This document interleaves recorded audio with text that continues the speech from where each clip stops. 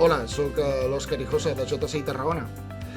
Per mi la jove cambra és lideratge, és amistat, és motivació, és família, és formació, són valors, són oportunitats, són sentiments, és créixer, és solidaritat, és empresa, són projectes, és impulsar, és direcció, és voluntariat, és internacional, és festa, debat, diversió, és currículum, és conèixer, són equips, és donar, rebre i aprendre.